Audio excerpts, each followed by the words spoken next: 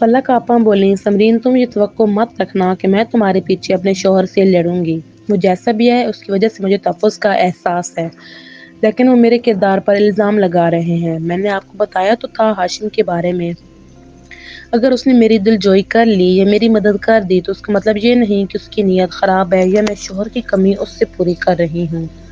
سمرین بولی تو فلک آپا انتہائی نرم لہجے میں اسے سمجھانے لگی، میں تو تمہاری بات پر یقین کر لوں گی مگر اور کوئی نہیں کرے گا۔ شوہر کی غیر موجودگی میں عورت کو بہت سنبھل کر رہنا پڑتا ہے۔ آپا آپ صحیح کہہ رہی ہیں یا غلط، میں اس بحث میں نہیں پڑنا چاہتی۔ میں آج ہی قاضی سے بات کروں گی کہ میں اب یہاں نہیں رہ سکتی۔ بھائی نے میری بےعزتی کی ہے، قاضی کے آنے میں دن ہی کتنے رہ گئے جو تم جا رہی ہو۔ جواباً سمرین بولی، میں کراچی جا رہی ہوں، جب تک قاضی نہیں آتا میں وہیں رہوں گی۔ سمرین یہ کہہ کر سیڑھیاں چڑھنے لگی۔ سمرین میری بات سنو، اسے فلک آپا کی آواز سنائی دی جسے اس نے نظر انداز کر دیا۔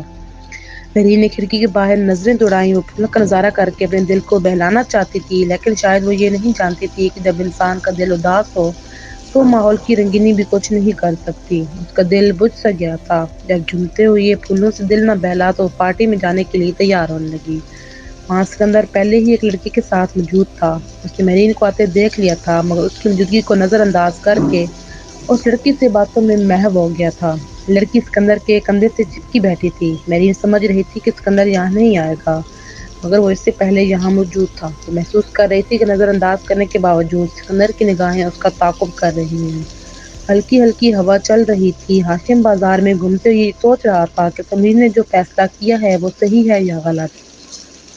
سمرین اس کی رفاقت چاہتی تھی مگر میرب کی خاطر مجبور تھی۔ وہ سمجھتی تھی کہ قاضی شاید کبھی اسے لینے نہ آئے مگر اب وہ آ رہا تھا۔ ہاشم جذبات میں صرف اپنے اور سمرین کے بارے میں سوچ رہا تھا مگر پھر اسے احساس ہو گیا کہ وہ ایک بیٹی کی ماں بھی ہے۔ بے مقصد بازاروں میں گھوم کر جب وہ باہر نکلا تو اس کی نظر سامنے ریسٹورنٹ پر پڑی۔ تب اسے یاد آیا کہ ماہرہ طالب شرمین کے ساتھ آج اس کا ڈنر کا پروگرام تھا۔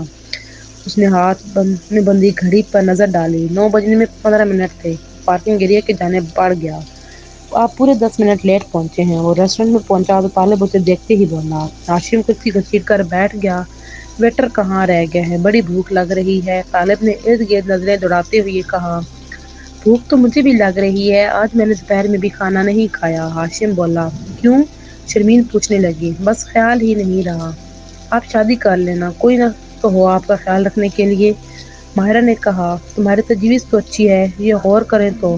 طالب نے بولتے ہوئے ویٹر کو اشارے سے بلایا اور چاروں اپنی پسند سے کھانے کا آرڈر دینے لگے۔ سمرین قاضی کے گھر آ چکی تھی۔ یہاں آنے کے بعد بھی اسے یوں لگ رہا تھا جیسے وہ قاضی کے ساتھ رہتے ہوئے بھی تنہا ہے۔ وہ جب سے یہاں آئی تھی اس کوشش میں تھی کہ کسی طرح ہاشم کو اپنے دل سے نکال پھینکے اور قاضی کے ساتھ وسعتوں بھری زندگی گزارے مگر اسے ناکامی ہو رہی تھی۔ وہ قاضی کے ساتھ رہ تو رہی تھی مگر ان کے بیچ اجنبیت کی دیوار حائل تھی۔ سمرین کا دل اس کی طرف مائل نہ تھا اور یہ بات قاضی نے بھی نوٹ کر لی۔ سمرین لگتا ہے تم میرے ساتھ نہ پہلے خوش تھی اور نہ اب، اگر تم مجھے شوہر کے طور پر قبول کیوں نہیں کر لیتی؟ اب تو ہماری ایک بیٹی بھی ہے، قاضی نے ایک دن کہہ ہی دیا۔ تب سمرین نے اسے بتا دیا کہ وہ ہاشم کی محبت میں گرفتار ہے مگر میرب کی خاطر سمجھوتا کیے ہوئے ہے۔ قاضی کی آنکھیں یہ سن کر حیرت سے پھیل گئیں۔ اس کے چہرے پر بے یقینی کے آثار تھے۔ اسے سمرین سے یہ توقع نہیں تھی کہ وہ اتنی صاف بات کہہ دے گی۔ چند لمحوں بعد اس نے گہرا سانس لیا اور بولا، یہ تو فطری بات ہے، میں بھی تمہاری جگہ ہوتا تو میرے دل میں ماضی کی محبت جاگ جاتی، لیکن تم فکر نہ کرو، اصل میں تم میری طرف سے عدم تحفظ کا شکار تھی، اس لیے اپنے سابقہ منگیتر کی طرف مائل ہو گئی۔ میں تمہیں محبت کرنا سکھا دوں گا۔ اب وقت آ گیا ہے کہ ہم اپنے سپنوں کے گھر کی تزئین و آرائش کریں۔ میرے پاس خاصی رقم ہے، ہم اپنے گھر کو ڈیکوریٹ کریں گے۔ تم تیار ہو جاؤ، مجھے تمہاری پسند کا فرنیچر لینا ہے۔ سمرین اس کی بات سن کر بے دلی سے تیار ہونے لگی۔ موبائل فون کی بیل مستقل بج رہی تھی۔ مہرین کی آنکھ کھلی تو اسے کچھ سجائی نہ دیا۔ بیڈ روم تاریکی میں ڈوبا ہوا تھا۔ اس نے سائیڈ لیمپ روشن کر کے چندیائی ہوئی آنکھوں سے دیوار گیر گھڑی کی طرف دیکھا اور موبائل آن کر لیا۔ دوسری طرف ثنا خانم تھی۔ ہیلو بحرین، کیسی ہو بچے؟ ٹھیک ہوں ماما، آپ سنائیں، کیسے فون کیا؟ صبح تو میری آپ سے بات ہوئی تھی، تمہیں ایک اہم خبر دینی تھی۔ تمہارے تایا کو گرفتار کر لیا گیا ہے، ان پر غیر قانونی اراضی بیچنے کا جرم ثابت ہوا ہے۔ وہ لوگ لٹ گئے ہیں جنہوں نے ان کے پروجیکٹ میں سرمایہ کاری کی تھی، انہی لوگوں کی درخواست پر انہیں گرفتار کیا گیا ہے۔ شکر ہے ان کا یہ جرم تو سامنے آیا، انہوں نے اور بھی جرائم کیے ہیں جن پر پردہ پڑا ہوا ہے۔ میرین بولی، بہت جلد وہ بھی سامنے آ جائیں گے، خدا کی ذات سے امید رکھو، اس کی یہاں دیر ہے اندھیر نہیں۔ ماما مجھے بہت خوشی ہو رہی ہے یہ خبر سن کر، اب آپ میرے پاس جہاں رہیں گی، میرے حصے کی جو جائیداد ہے اسے فروخت کر کے میں رقم یہاں کے اکاؤنٹ میں ٹرانسفر کروا لوں گی۔ مہرین خوشی خوشی مستقبل کی پلاننگ بنانے لگی۔ ہاشم اور شرمین چھت پر بیٹھے خاموشی سے ڈوبتے سورج کا نظارہ کر رہے تھے۔ کچھ دیر بعد شرمین گویا ہوئی، میں لاہور جا رہی ہوں، پھپھو کل رات کی فلائٹ سے یہاں پہنچ رہی ہیں۔ ہاشم نے یہ سنتے ہی موقع غنیمت جان کر اس سے پوچھا، میں تم سے ایک سوال پوچھتا ہوں، کیا تمہیں مجھ سے محبت ہے؟ شرمین کا سر فوراً اس بات میں ہل گیا تو اس نے کہا، میں امی سے بات کروں گا کہ ہماری شادی کی بات کریں۔ شرمین کی سن کر سرما سی گئی، وہ تو کب سے ہاشم کے منہ سے جملہ سننے کی منتظر تھی۔ کچھ دیر بعد ہاشم رخصت ہو گیا مگر وہ اس کی خیالوں میں کھوئی رہی۔ کیا بات ہے، آپ یہ بڑی خوش دکھائی دے رہی ہیں؟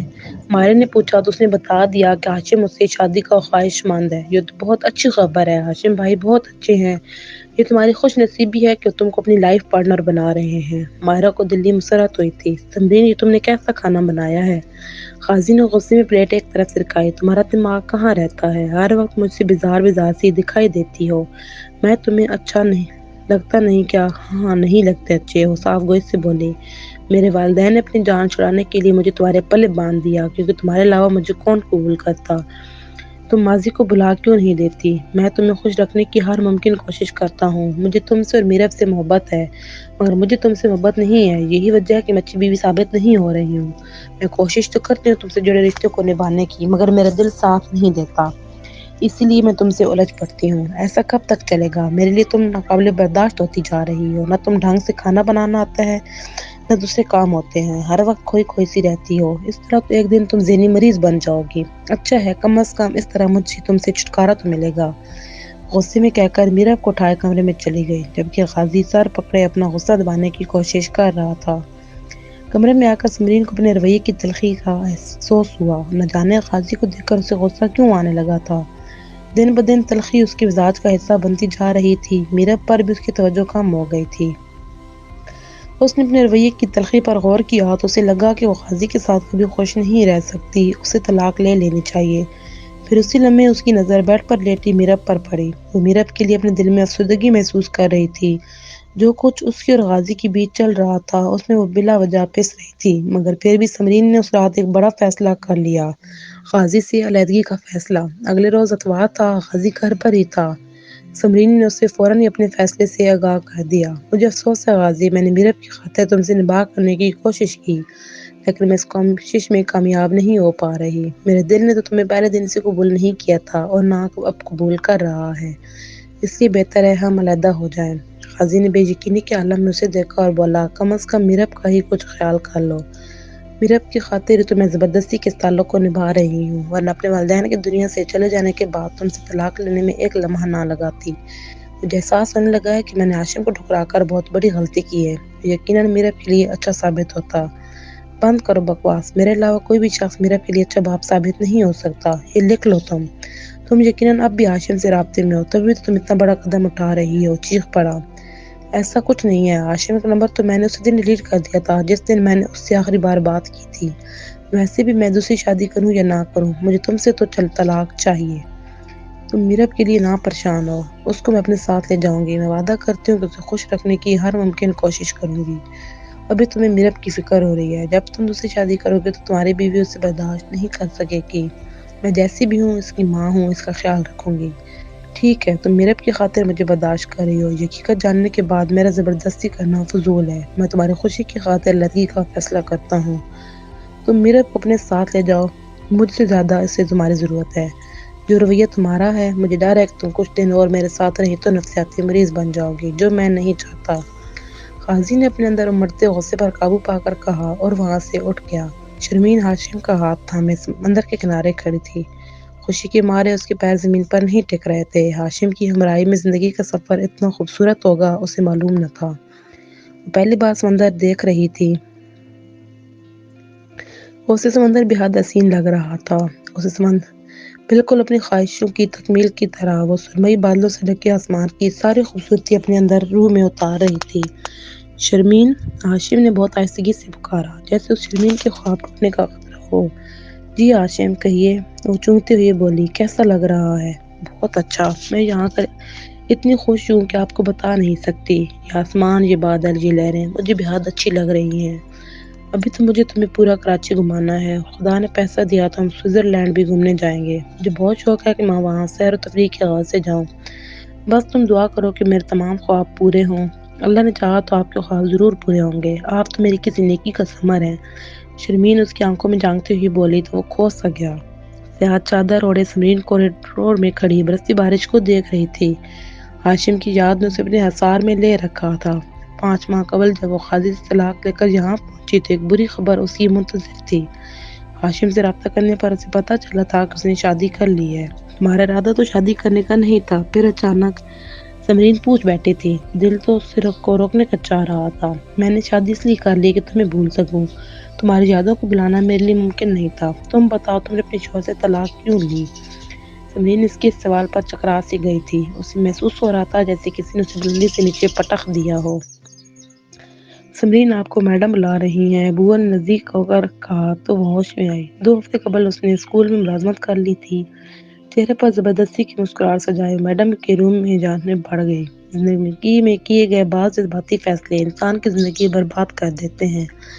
ایسا ہی فیصلہ سمرین کے ساتھ ہوا تھا۔ اپنی محبت سے ملن کی آس میں اس نے اپنی بیٹی کو بھی باپ کی چھاؤں سے دور کر دیا تھا۔ ختم شد۔